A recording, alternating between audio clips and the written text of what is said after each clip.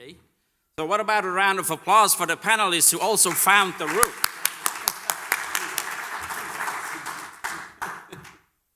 All right.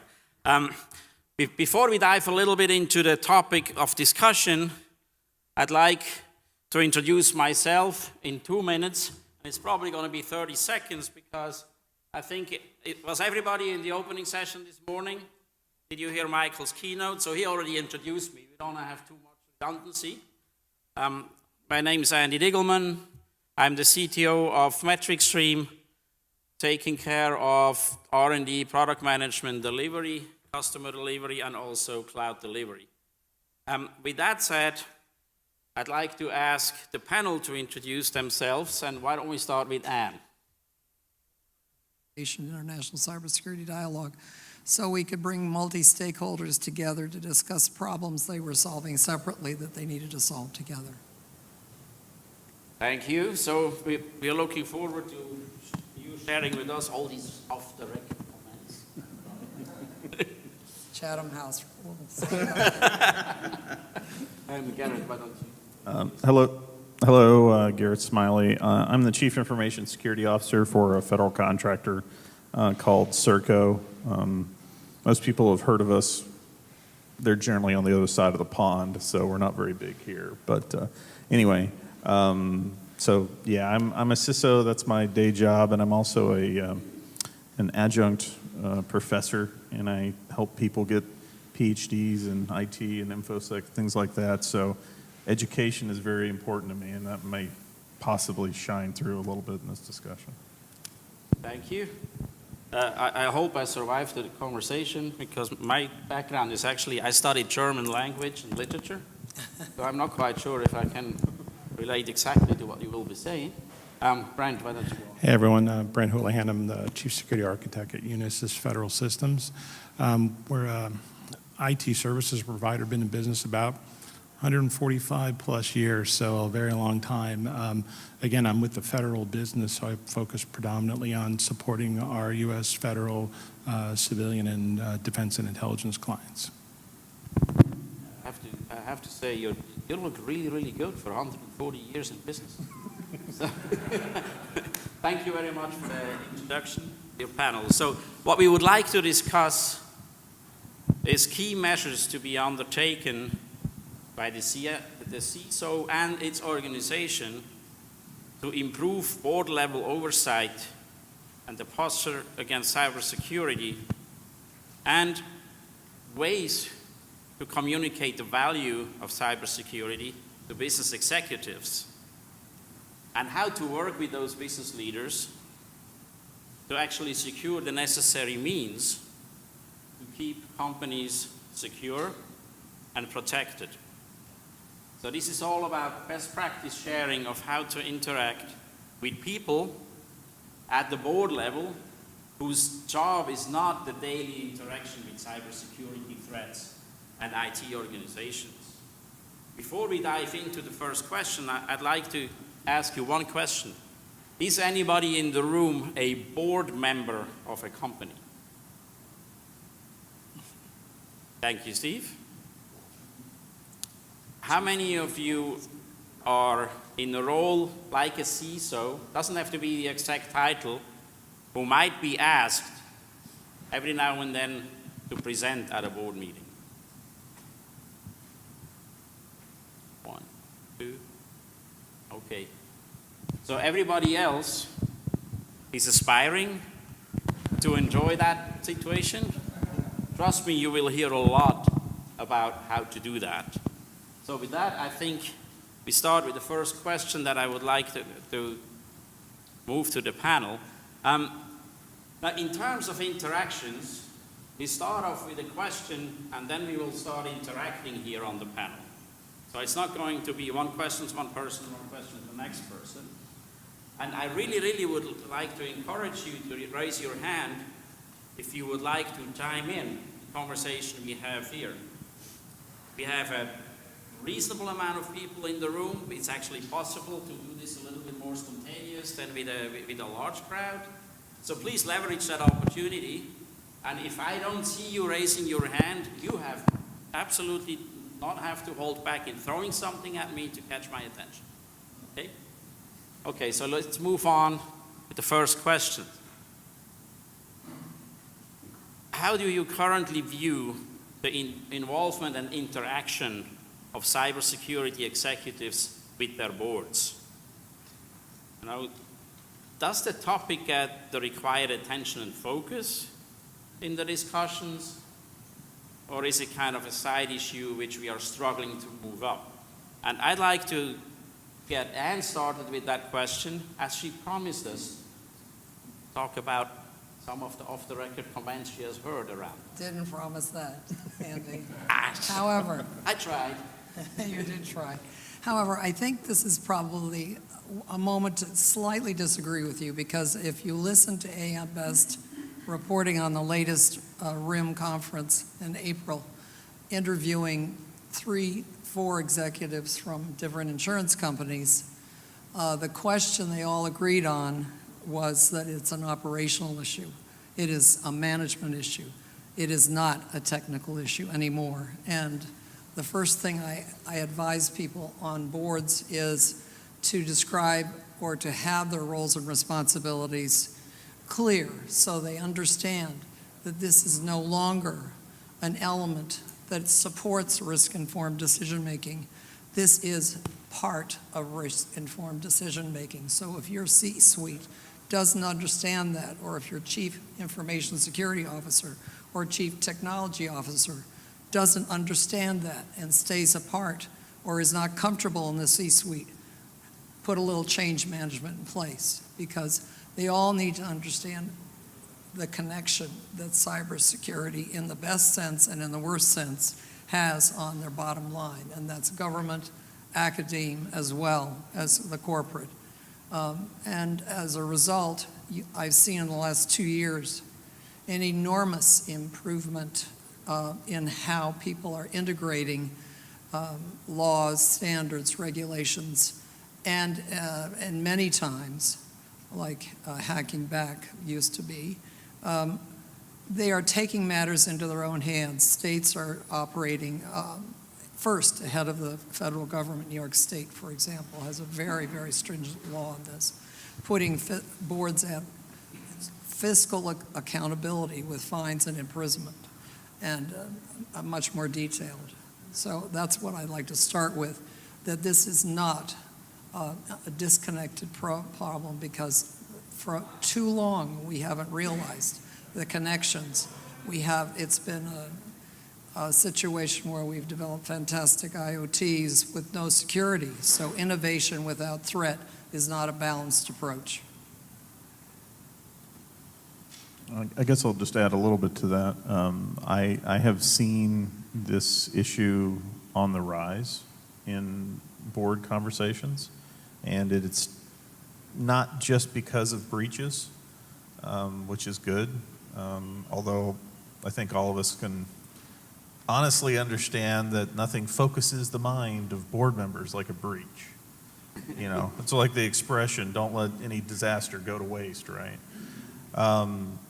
But it is very important, and probably the main thing I would focus on would be to make sure that board members are being educated, and that those that are doing the educating are doing it understanding their audience. So you don't come in and you start hitting them over the head with CVEs and all sorts of other stuff where they're like, what in the world are you talking about? I've got a background in engineering or finance or whatever it may be. Explain it to them as if you were the chief risk officer. And that's really where the security professionals, have to kind of pull back on the language a little bit. We do have a tendency to want to over-explain, and that's good. But we have to remember who we're talking to, tell them what the risk is and what the liability is, because that's what the board cares about, ultimately. Yeah, let me riff off that. I mean, I think what Garrett said is a very important point. We as the CISO, the cybersecurity community, we're learning to kind of sit at the big boy table, if you will, and the big ladies table as well. The point is that, we're developing a vernacular, a way to communicate, a way to interact with our business colleagues and peers that we hadn't, even if we went and got the MBA and ran out and learned the jargon and so on, we didn't internalize it. We haven't been really understanding how to interact with the business, interact with the board, or even for the senior leadership team or the executives for that matter. So as heightened awareness, and whether it's breaches or other things going on, just the understanding of the impact of technology to the business, really technology as a business enabler and how security works, we've had to grow and learn and accelerate our ability to communicate and connect. And so that's what we're really seeing. We're seeing the board looking, they're getting equipped, they're getting training, they're learning the buzzwords, they're becoming more conversant. We're seeing boards either through subcommittee or through outside advisors bringing in technologists, bringing in cybersecurity experts into those board discussions, not part of the business's management team or technical team, but outside third-party advisors. So they're getting smarter, they're getting coached. And so as they come towards us, the technologists and the cybersecurity folks, we're making real strides to meet them in the middle. And that's what we're really seeing. So we're seeing better performance, better interaction. I can tell a personal anecdote of a CISO I was talking to. He was talking about his predecessor and how that individual basically went into the board, and after showing lots of charts and graphs and heat maps and all kinds of stuff like that, he basically started asking the board for money. Thinking, oh, this was my big shot. I'm meeting with the board. I'm looking for dollars. Let me tell you, if I only had more money, I could do this, or I only had, et cetera. And that guy didn't last too much longer and had to go find himself another job. And so understanding the protocol, understanding how to interact with those executives, kind of playing your role in communicating with those executives on the board is really important. So what I'm hearing is that CISO actually doesn't stand for an acronym of secret sauce, right? But actually business impact and linkage cybersecurity to impacting the strategy as well as the execution of companies' plans. And I think that leads me to the next question, which, assuming business risks and cyber risks are intertwined, and I think this is where some of you were going in the answer, it's impossible to measure and mitigate those two things without knowing about each other. There's a linkage there. How do you explain that to a board which probably has a remote connection to what actually cybersecurity means in terms of its linkage to the risk that a company is taking, the risk appetite that a company is willing to show? So I would say one of the more important things is each board should have off-sites every time there's a rotation, and everybody should be involved in that for a day or two. And everyone should be listening and have support so that in the forward action, you would have the ability for board members to meet with other board members and discuss these things. There's going to be places where they don't want to ask these questions in a large room, and so the breaking the groups up, bringing them under a Chatham House or even a moderated Chatham House rule, and letting them ask those questions. I do these things, and it is remarkable, usually bringing a star in, like Michael Hayden, for example. And you get people from government who are all cyber command even, and you get people just ready to ask these questions. There's a great need to interact and a great need to feel as if we're growing something together here. That's where it starts, the leadership. So boards sometimes break out into committees, individual committees. Would that be a best practice around cybersecurity and its impact? Yeah, but you may have to change your configurations a little bit to accommodate, because anybody dealing with, even the frontline people as they need to integrate with the C-suite, they need to be part of any working committee so they understand. There's just a great dearth of understanding of who does what in a company. And that's the way we've managed our certainty for so long. We can't do it anymore. Well, I think one thing I'd like to add is, excuse me, the board, the full board, really needs to be briefed on cybersecurity. You know, there's this, oh, it's a subcommittee and it's under the audit committee and so on. And I think that's sort of a dying approach. I think that you'll still see some subcommittees handling elements of, you know, they already had an IT security or an audit committee and so on, and cybersecurity kind of lives under there. But the more it's becoming, you know, front page news, top fold, all that kind of stuff, the more that the breaches and the issues are becoming so pervasive and they're sort of in your face, the full board has to deal with it. So this idea that it's being handled at a lower level, I think it's sort of a dying approach, really.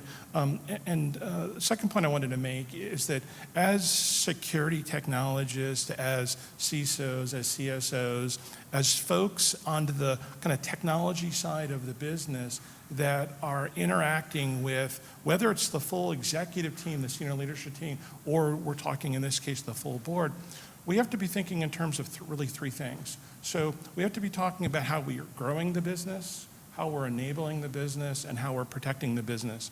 And historically, we've really talked about how we protect the business. You know, I need budget, I need new toys, I need, oh, there's some new and emerging threat, and there's this, conveniently enough, there's some new technology that deals with it. So here's my business case and my justification for investing in. And we don't spend enough time talking about how the security technologies that we're investing in are either growing or enabling the business. So I would advise people to really thinking when you're having these interactions and you're talking about cybersecurity and the business, think of them in terms of those three areas. Growing the business, meaning how do we leverage cybersecurity to innovate and how to drive and grow the business? How do we use cybersecurity and that related technologies to enable the business? That could be anything from, you know, secure wireless and VPN and other kinds of technologies, token-based authentication, multi-factor authentication, all these different kinds of technologies that are enabling us as a business to be successful. And then thirdly, yes, there's firewalls and all kinds of, you know, gadgets and gizmos and software that is protecting the business. So those three areas we need to really focus on. Agreed. I guess just to dovetail into this and tail this question out, talked about roles and responsibilities before, and we need to know what our role is. Absolutely. And we also need to know what the role of the board member is, and that is obviously not necessarily to give us more money, as somebody found out, but it is to make sure that their role is to be informed and act where they can. And that's going to depend on the way the organization is set up. But like for, you know, a CISO, for example, I understand that my role is consigliere, to borrow the term from Godfather. I advise and consult. Don, don't go to the mattresses. I'm going to the mattresses. Okay, I advised you and I consulted with you. You made the different decision anyway. But it is our job to point out the risk, to illuminate it, to provide solutions, to address it, and sometimes then just step back and shut up, to be honest. But we are there to build rapport with the people that we are helping to educate. And that's board members, C-suite, everybody.